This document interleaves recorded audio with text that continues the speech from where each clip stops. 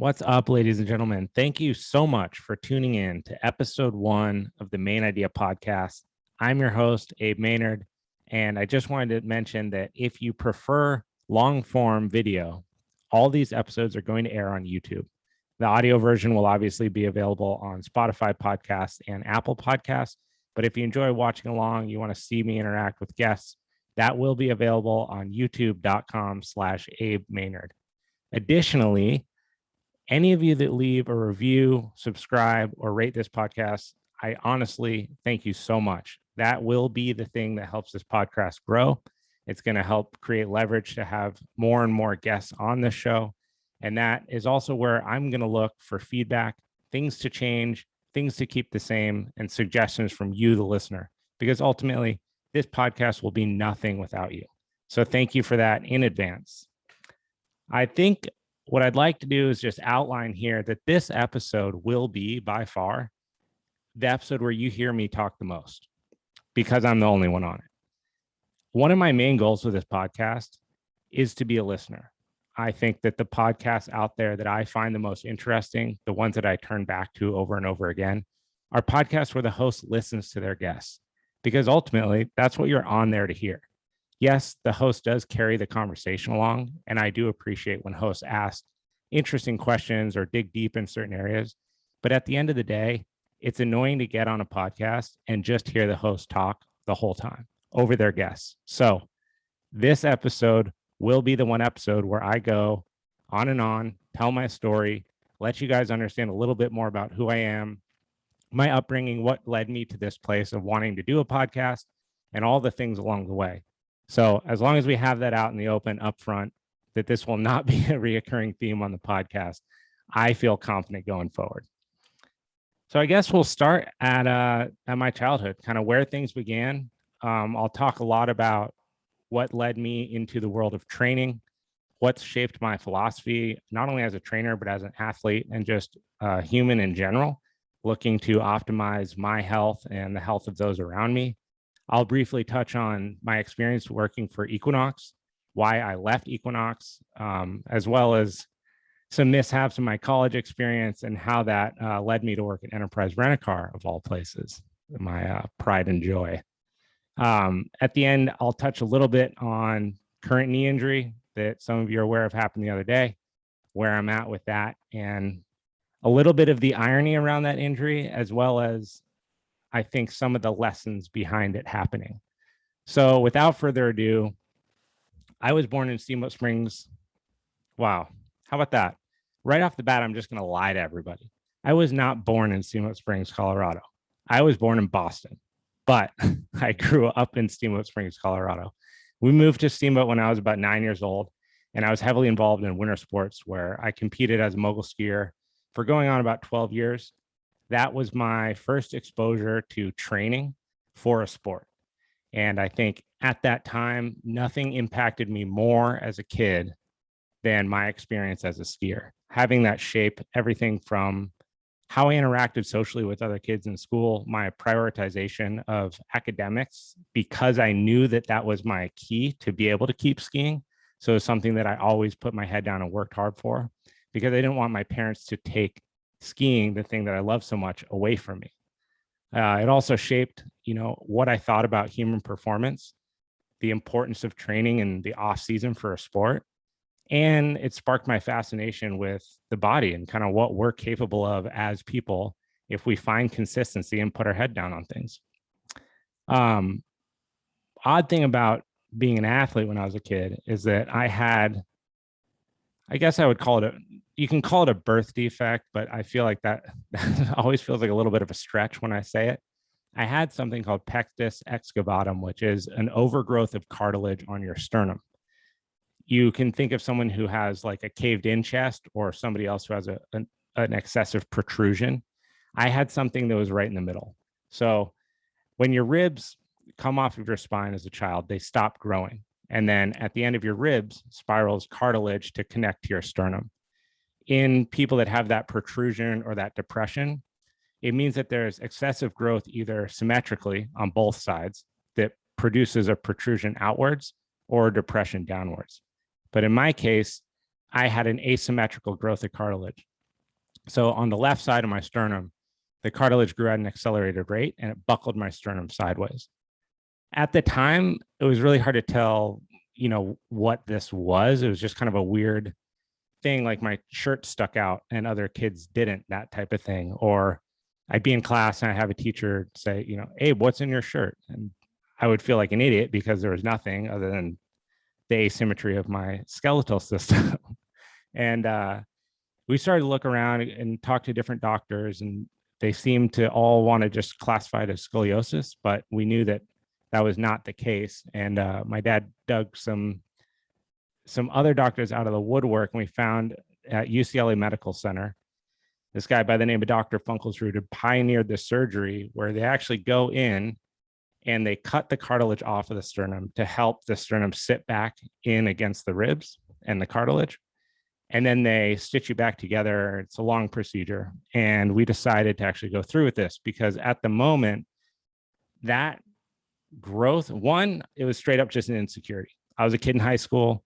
I had this big ass thing sticking out of my chest. I felt like an idiot. That was rough in and of itself. I'm sure I wish I had more mental fortitude at that point to deal with it, but I didn't. And then the second thing was that it was creating pain. And they will not do that surgery prior to 18 years old because it's classified as cosmetic, right? Because it's not actually limiting your performance in any place. But because it was painful, they were willing to do the surgery early. So when I was 16, my mom and I flew out to Los Angeles, California.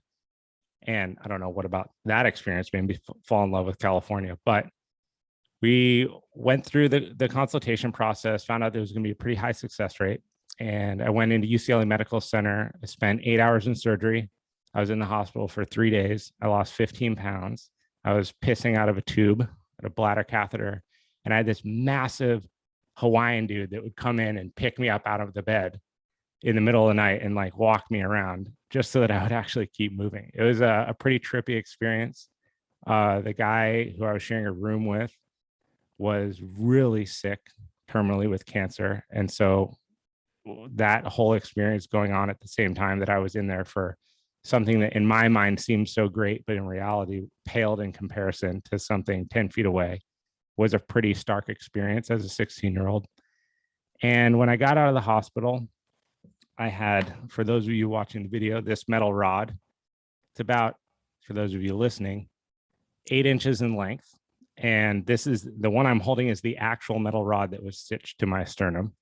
So it sat on my lower ribs and it crossed my sternum. And then on this side, it was stitched to my other ribs.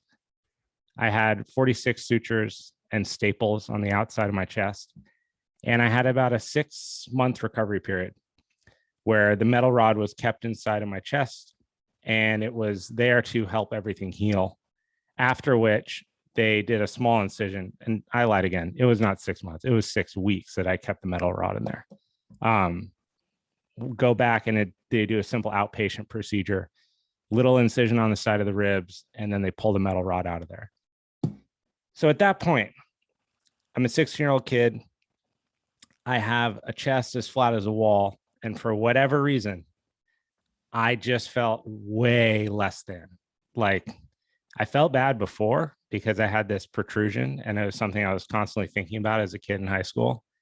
I felt stupid around girls. It was a weird experience for me, but I actually felt worse immediately following the surgery. At the time, there was some part of it that was cool because I had this insane scar on my chest that everyone wanted to see. But then at the same time, I just felt like kind of like a shell of a human. Something was not right. I just didn't feel like I could move the way I wanted to. I didn't feel like I looked the way I wanted to. And I don't know what it was about that experience, but it made me want to work out and like build my body and become athletic and like physically, visually, and actually feel that way. Like I wanted to feel capable. And I think that experience really drove me down the path that I've been on now for like 10 years or so. Not only as a trainer, but as a coach, someone who wants to help other people overcome those things that they feel like are in their way. And it was just a strong experience for me. And I remember my dad kind of heard this. And so he actually looked in the newspaper and he found a Bowflex. in essentially like pre-Craigslist. We found a Bowflex in like essentially the classified ads. And we got that thing and we put it in our downstairs. And I would work out on the Bowflex twice a day, every single damn day. I would not miss a day. And the Bowflex came with these little workout tracker like worksheets where you could go and you could put like what resistance you used on this day and then what resistance you used the next day. And I had every single one of those filled out. I was so dedicated to it. And I remember like friends just being like, dude, you're such an idiot. Why are you doing this? Like, no one cares. And they were right. You know, no one does care. I cared the most out of anyone. No one is patting you on the back going, hey man, you're making really good progress and you're looking a lot better. I think you've overcome the chest thing. You know, it's just not part of it. So that experience, I was just so dedicated to it. And then it really, you know, once I recovered and I came back from the surgery, and I could move and play soccer again and train in the off season and all these things, I really started to take to strength training. And I was fortunate enough to be exposed to Olympic athletes from the ski team. And I had a really interesting experience. As an athlete on the team, I was selected with a couple other athletes to be part of a small group of, they basically looked at us as like, we were well-performing skiers. We were really dedicated on and off of the ski hill, but we also wanted to excel from a strength and conditioning side more so than the other athletes on the team. Like we were really gunning to do it, but in essence, they had to find some way to separate. These winter programs are huge. The Steamboat Springs Winter Sports Club is where I was, and they're big programs. You have massive groups of kids coming after school with ranging interest levels and commitment levels. And so myself and about 4 other athletes were brought in to get individualized coaching, which ironically is what I then later do in my life. And we were able to work alongside Olympic silver medalist Travis Mayer, who was like our childhood and hometown hero. And I swear to God, he would have won gold, absolutely, hands down, no questions asked, but bobbled his bottom air in the 2002 Olympics in Deer Valley, which I went to and watched with my dad. And it was crazy. And to then be able to work alongside this guy was like life-changing. But I'll be honest, as a 17-year-old kid getting this private training, I felt a little holier than thou. I felt really cool that I got to participate in this program. And as a result, I took it for granted and I got called out by both my coaches, and they basically pulled me from this program. And at the time that happened, nothing was a bigger blow to just like I guess my belief of like who I was. It's like, did not think that was part of my character, that I would be that kid that thought he was too good for it. And it totally made me put myself in check on respecting opportunities that come your way and respecting the people that are involved in those opportunities. So that kind of woke me up, and I was forced to do a little bit more training on my own and really focus on that. Long story short, I decided to not pursue the Olympics. I was 9 spots from making the U.S. ski team my senior year in high school, and I decided that I no longer wanted to pursue that just because I didn't see, really long, financially stable career in the sport of mogul skiing. And I never regret that decision, but it was a very tough one that I made at the time. And I went to college, University of Colorado at Boulder, and I partied my ass off for 4 years, essentially. And I think I took a little bit of the pressure off of having competed at like a high level all through high school. And I did the opposite. And I don't regret any decisions in college. I had an amazing time, and I've met some friends for, the rest of my life there. But I look back on some of the experiences, these 2 that I'm specifically going to share, and I laugh at how far I was from where I thought I was. So my junior year, and I guess the caveat here is I have always thought of myself as a really hard worker, someone who is punctual. They pay attention, they're, first to show up, last to leave, yada, yada, yada. And so I get a job at a burrito place in high school. It's called, or college, sorry, Big City Burrito, because a classmate of mine worked there, and he's like, dude, I can get you a job, no problem. It's easy. All you do is make burritos. And I was like, all right, what can be harder than this? And I went in, and the very first day the guy said, Your responsibility is to understand the schedule. Know when you need to be here. We have a no show, no call, one strike policy. And I said, no problem. I can handle a schedule. And I'd worked in kitchens before growing up. So it was a place that I liked to be.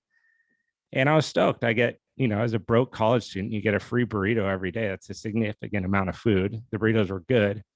And it was social and it was fun. Like other college students work there. So I started working there and I got pretty sick one day, like flu-like symptoms, I would say. And I called in and I said, hey, I'm wondering if I'm on the schedule tomorrow.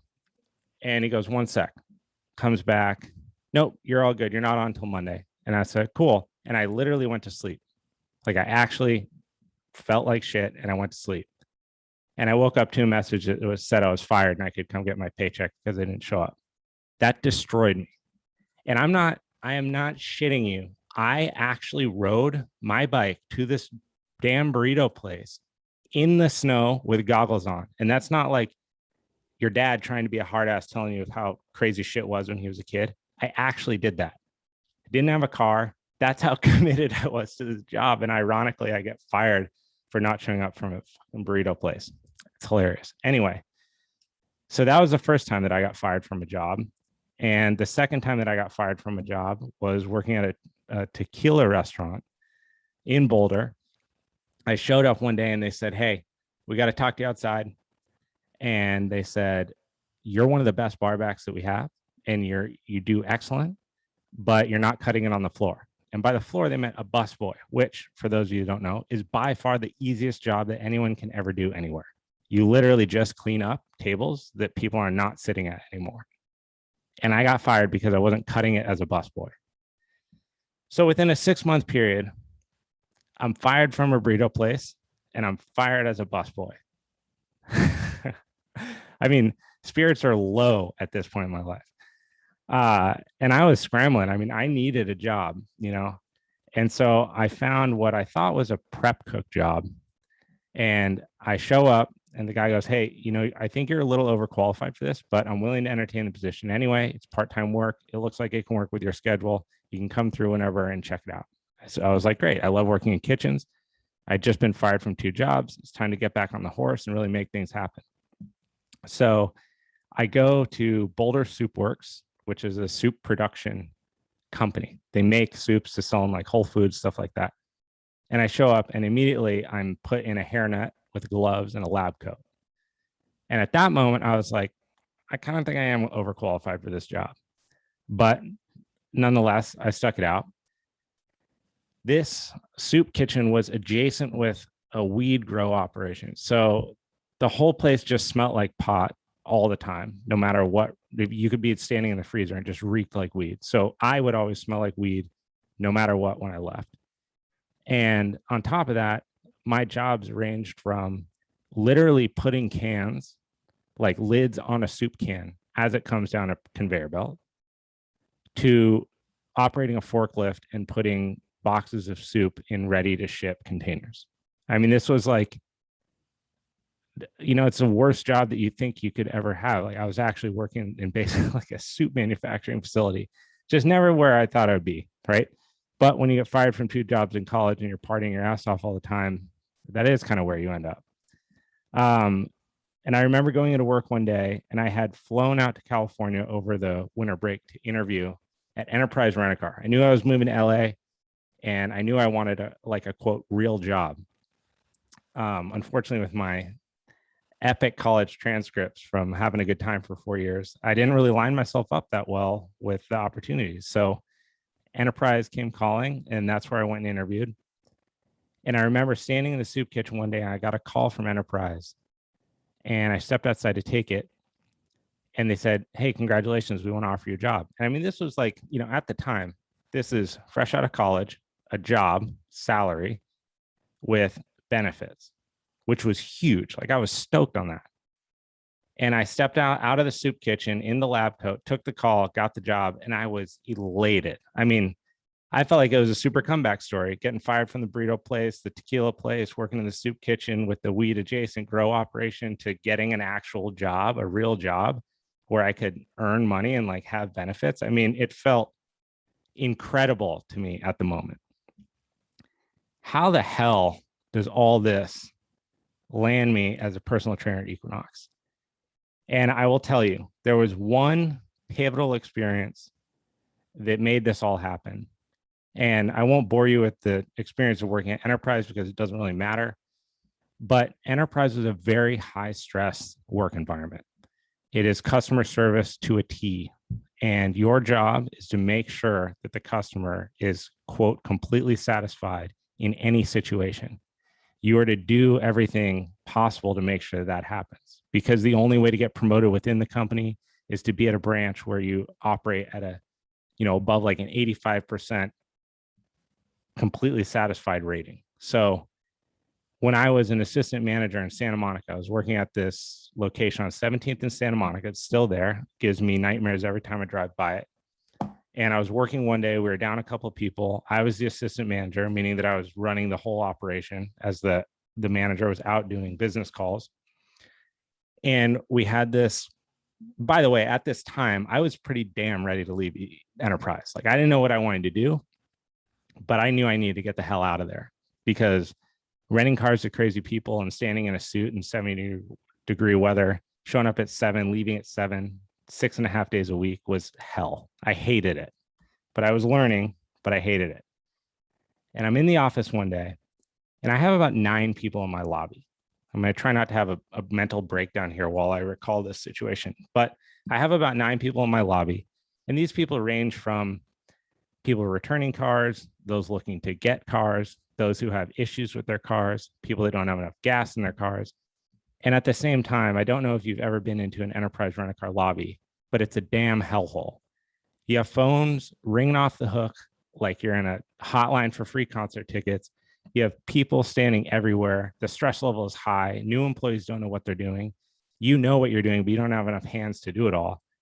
And so I'm standing there and this girl walks in and she hands me the keys to her car and she says, I need to check in my vehicle. And I happen to be the only one to do it. And I was like, you know what? Just hold on 5 minutes. I'm going to have one of my employees take care of you and I'm going to handle the rest of this.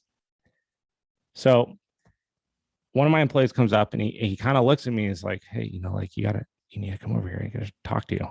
And I'm like, look, right now we got 9 people in the lobby. Get it done, figure it out, solve the problem. Come on. He's like, no, you really got to come check this out. And at that point, I knew that whatever happened with this car was going to be worse than all the other things that were going on in the lobby. So I follow them outside. And in our little lot with way too many cars, I see a massive crease on the passenger door. And I look at the contract and they have full insurance. They have like the give the keys to the guy and the car is in flames and they get to walk away. That really good, full everything insurance. And I was like, cool, no problem. This is easy. I just write this off. I do a damage claim on it. And the Enterprise is going to take care of all this because they had the coverage. And so I asked her, can you describe how it happened? Again, I'll paint the picture for you. There's like 9 people in the lobby. The phones are going crazy. Employees are running around like chickens with their heads cut off.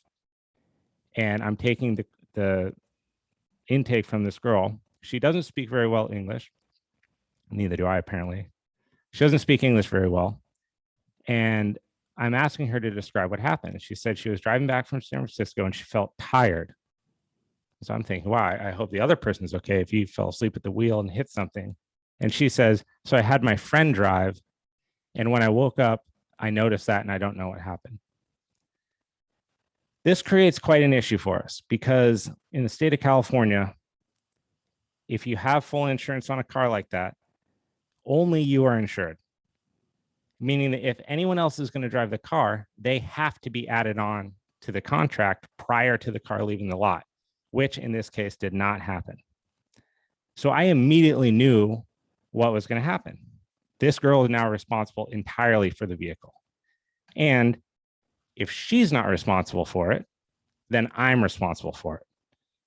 And any day, I'm not taking that responsibility, but specifically this day, I'm definitely not taking on that responsibility because I'm stressed out and there's all these people in the lobby waiting for cars that I don't have. So I start to basically explain to her what's going to happen. And she was so resistant, immediately starts crying.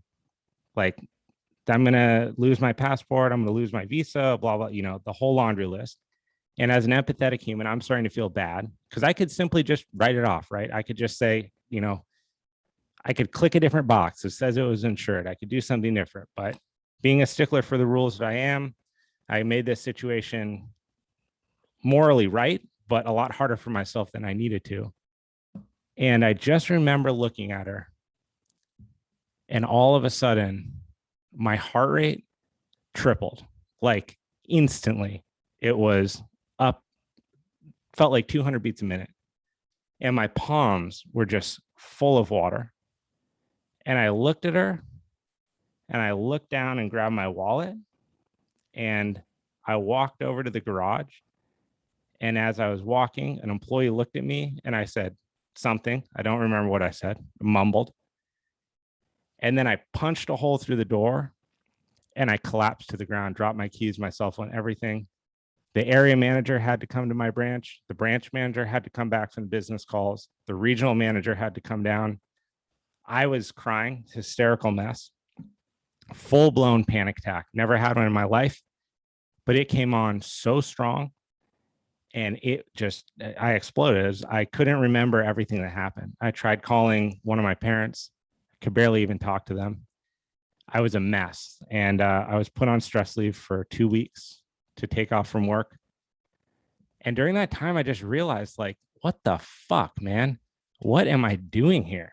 I mean, I'm at a job that I don't like, doing something that I don't love at the complete cost of my health and well-being for a paycheck and some health benefits. And it was at that moment that I realized, absolutely not. This is not how my life is going to be. I'm fucking done. And I'm going to figure out something else to do. So I was on a trip with my dad, and I was like, this is it. I'm done. I'm not doing this anymore. I got to figure out something else to do. What can I do? And he said, what's important to you? And I was like, well, I love athletics. I started to work out again and get back in my routine. And I was like, I love athletics. I like sports. I'd love to work with a sports team or something. And he goes, well, why don't you just be a personal trainer? And I remember we both looked at each other, and I was like, how does one become said personal trainer?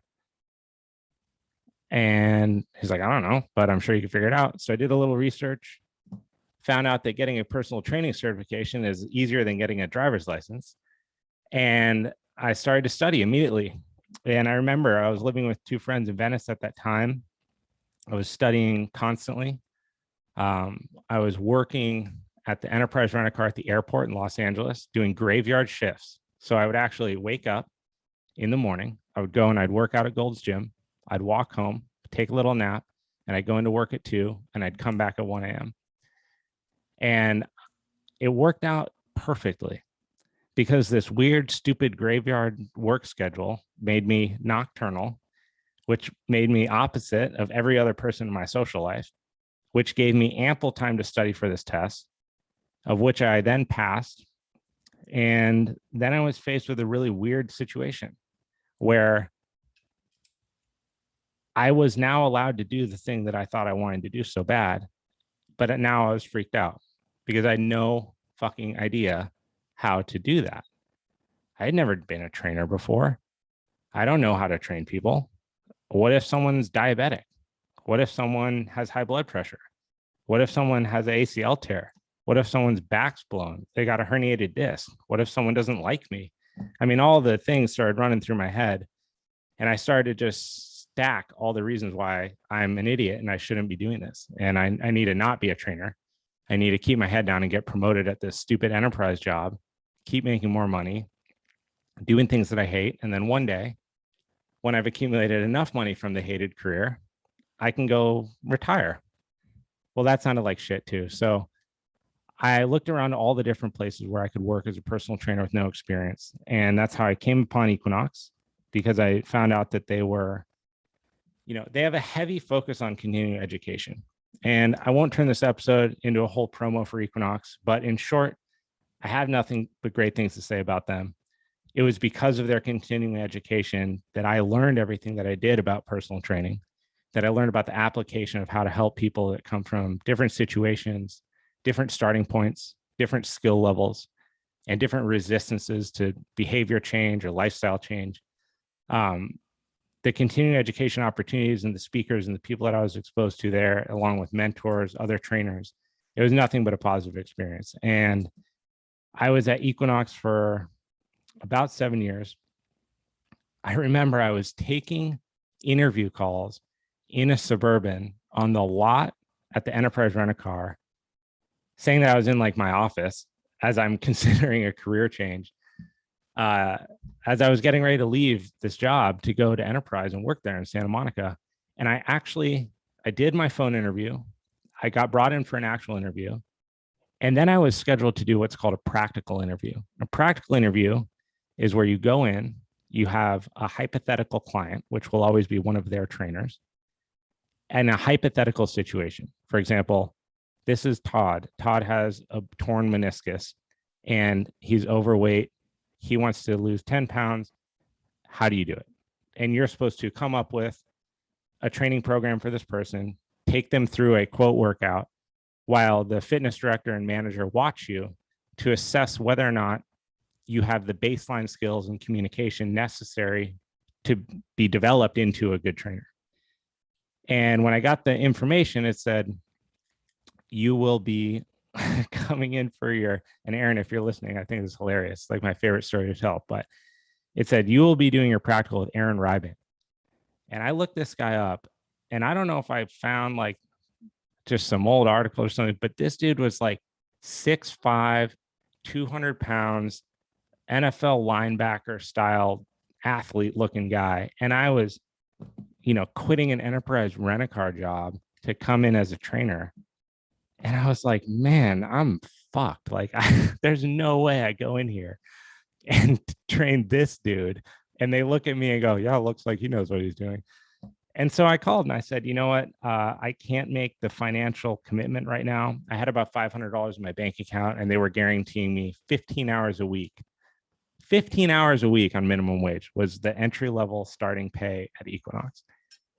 For understandable reason, I was like, absolutely not. One, I'm not going in to train Godzilla. And two, I don't have any money to do this. I don't even know if I'm going to be good at it. And the fitness manager at the time called me back within 5 minutes of receiving the email. He said, you're coming in, you're doing this interview. You're going to love it. We're going to train you. You're coachable. You have an athletic background. You're going to pick this stuff up. You just need a little bit more of the substance. And I was like, shit, okay, cool, I'll do it. So I came in, I do the assessment with this guy, Aaron, and I put him through to a T the suggested workout of the American Council for Exercise. Go to, this is what you should do with a deconditioned person, which obviously he wasn't. But I just erred way on the side of caution, had him doing like, modified plank holds and like hamstring flexibility tests. Anyway, I got hired there, and Equinox was a great experience. Controlling your schedule, being able to earn an actually, a lucrative income. I was able to build a substantial client base there, be exposed to a lot of different people from a lot of different backgrounds with different limitations and proficiencies, and just absorb everything that I could possibly absorb it when it comes to training. And thankfully, I was able to help launch the Tier X department at Equinox Santa Monica, which is Equinox. It's their like upper end training tier that they offer. It's a much more like 360-degree holistic approach to training. Whereas instead of just doing a quick hour intake and a postural assessment, you do resting metabolic rate, active metabolic rate, a 3D body scan. You do a whole coaching session and then a 2-hour review where you present all the data to the individual. I mean, being able to actually assess things like VO2 max and body composition from a 3-dimensional view are really cool points, I think, not only as a trainer to be able to provide your clients with that kind of information, but there is a side of it that it really does make you feel worth your value. Like you're able to play around with and present some very useful tools that that give people the opportunity to truly change their life and their habits for the better. And being able to launch that with Equinox at that location was really fun. It was a wild experience. Through that, I was actually, and this is like right before the pandemic. So this was a pretty wild series of events. I was asked to do something called Equinox Explorer, which was a developing division of the company where they would take members and you could sign up to go on an experience. So the experience that I did was a surf trip in Costa Rica, but they had done hikes in Morocco. They were doing a road bike experience in Hudson River, New York. I mean, really cool stuff where it was all these worlds that I had wanted to come together were finally coming together, where you could take a group of people, give them an experience goal off in the future, like a trip. And then what I did in the interim was for the members that were on the trip, I put together a surf specific training program so that these people from all their different clubs from New York and Texas and California, wherever they were training on this program to get ready to go and do this experience. That was like all of my worlds coming together. I thought there was nothing cooler. It was so, and it turned out being on this trip in Costa Rica with these people was a life-changing experience for them and myself to be able to connect with these people who've been working towards something despite also just having regular lives, regular jobs, things that they're doing. I mean, it was really special. And I felt like it was my dream career. It was everything came together. It was training and travel and preparation and optimization, bam. And I went on that trip in February 2020. I came back, we crushed the trip. The trip was a great experience. The staff that I was able to work with, Leah and Remy, you guys are awesome. It was great. And it basically just got greenlit for more experience. There was such positive feedback. So I was asked to come to New York to do a hotel retreat. So they were doing what's called like an urban retreat at the Equinox Hotel. And I was so excited. This was going to be in March. Yeah, in March. And then the pandemic hit. And what a crazy experience to be in a business where your entire income and your ability to affect your clients' well-being has historically been a 100% in-person, literally face-to-face, and I mean inside of 6 feet, face-to-face career. To go into work one day, have the pandemic information start to circulate, and then go in and literally not be allowed to go into the building. I mean, it was crazy. It was like, come in, grab your stuff, we're done. And overnight, it's no surprise. I mean, everyone else went through the pandemic too. It was just our experience personally as trainers was really wild. And we tried to pivot as quick as we could and turn everything virtual, which I have actually become a massive fan of. I've been training clients virtually now since the pandemic. I mean, it's largely what I do. I have way fewer in-person clients now than I do virtual. And I love it because these people can train anywhere in the world. You can be anywhere in a room with 10 by 10 of available space and a computer, and you can stay active and you can stay on track with your health. You can stay on track with your program. You can get creative and use other things for resistance, backpacks filled with books, whatever it is. It's just a special medium that didn't exist before the pandemic. So in my eyes, it's one of the positive things for our industry to come out of the pandemic is a willingness to train via video, and therefore a willingness to stay consistent where historically travel would have created an absence from your training. So the pandemic happened, and that kind of is, it's where we are now. Lauren and I moved down to Encinitas last year. It was kind of a long time in the works. Like, I think we knew we were going to end up down here, but we wanted to get going a little bit early because there was nothing you could do in LA. And now we're down here. And I will say, starting a business outside of Equinox is a very scary thing. It was probably more nerve-wracking on myself than it needed to be. But when you leave something that is so comfortable, even if you wanted to leave it for so long, it becomes challenging to trust yourself and your worth, and I do mean like monetarily, the value of your business outside of the walls of the one that created it. And that was a tough thing for me to get used to. When you take, for example, Equinox away, you're taking away a lot more than just the building, right? I mean, it's like people are paying for a lot more than just the time that they are training with you.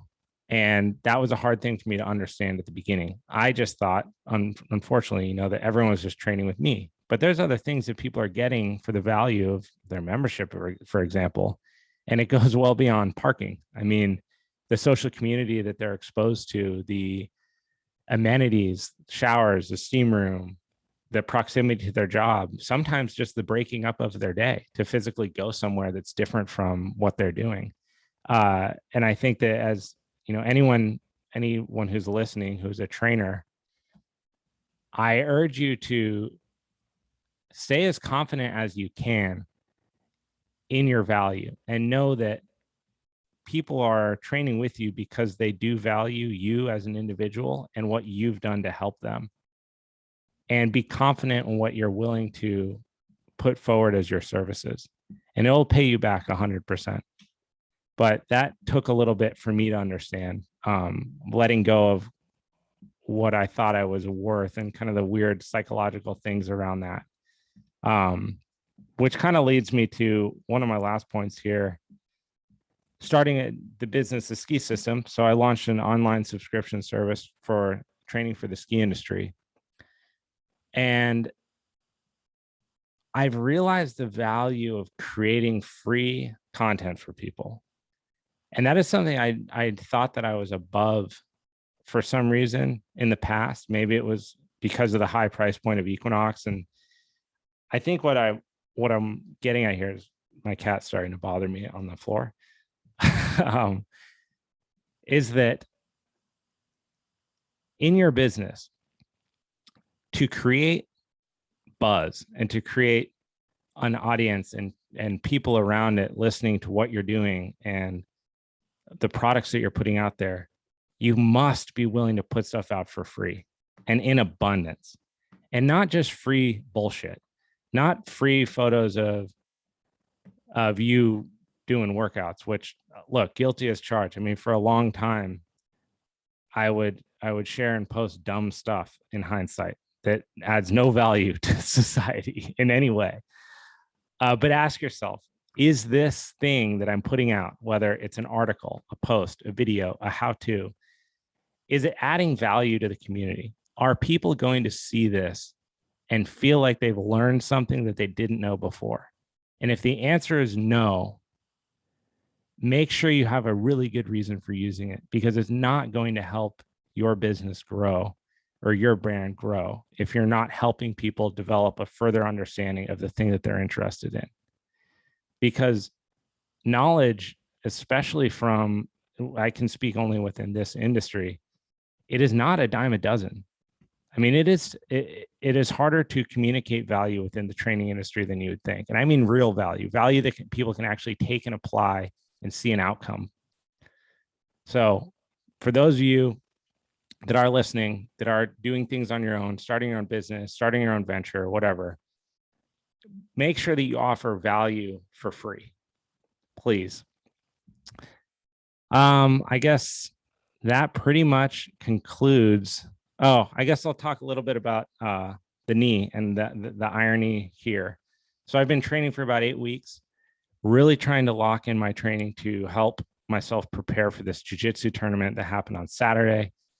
And I've been working with a good friend of mine, an awesome coach, Josh Clay, on really building like tendon and ligament strength and reactive strength, not only for this tournament, for the upcoming ski season, just because you can't prevent injury, but you can reduce the risk of it. And that's been a big part of what we've been after in this program, is making sure that the joints and tendons and the tendons and ligaments around the knee joint are strong and durable, so that when there's changes in direction, abrupt stops, whatever, on snow or in competition, that the body is able to resist those and react. And on Saturday, I put myself in a really dumb position. You can see the video on my page on Instagram. And I torqued my own knee, and that plus the applied pressure on my opponent popped my knee louder than I've ever heard anything pop. My opponent said it sounded like a gunshot went off behind his ear. So popped immediately. I skirted away. I thought for sure that my knee had been torn into like multiple pieces. It just did not feel right. I've never felt anything like that. But then it surprisingly didn't feel that bad. It felt like I could put weight on it. I could stand on one leg. I could flex. I could extend. I couldn't really rotate, but that makes sense. And now I'm, scheduled to get an MRI. But I want to say that the reason that I'm standing on one leg and the reason I'm walking around, I'm able to check on things and see how it feels is because of the training. There's no way that had I not been trained, I only been doing jiu-jitsu, that my body would have held up to that instance. I mean, it was an insane amount of torque. And to be able to walk away from that is absolutely a testament to the training. So just a little bit on the importance of making sure that you have structure in your training and you have purpose behind what you're doing, because that will set your body up for success, and it will help you reduce the risk of injury in anything that you do, whether it's falling down while you're hiking. Sumo, get out of here. Falling down while you're hiking, any kind of overuse injuries from running, etc. Setting your body up for success, making it durable, will only help you in the long run. And that brings me to the final closing bit here. For those of you that have listened to me ramble to this point, I hope that you found it entertaining. I hope that there was some value here. As I start to continue to get the calendar ready here and have guests on the show, I really want to cover, Sumo. Sorry. I really want to cover a broad spectrum of guests. I'd like to have guests on from many different backgrounds, opposing viewpoints, different industries. It's important to me to cover a lot of different ground here because a lot of different people interest me. I think that there's so much that we can learn from each other if we're willing to listen. And my aim here is to cover that ground. So I've begun to schedule out guests for the next couple months here. I'm aiming to do about 4 episodes a month. And I'll additionally be airing episodes to the Ski System sub-series. So those are going to be winter sports specific athletes and people within that industry, whether that's small town business, new emerging brands within the winter industry. And all of those will air under this Main Idea podcast, but as a sub-series for the Ski System. So thank you guys all for listening so much. Again, if any of you feel inclined to leave a comment, a review, a rating, all of that stuff is going to help this podcast grow. And I thank you so much.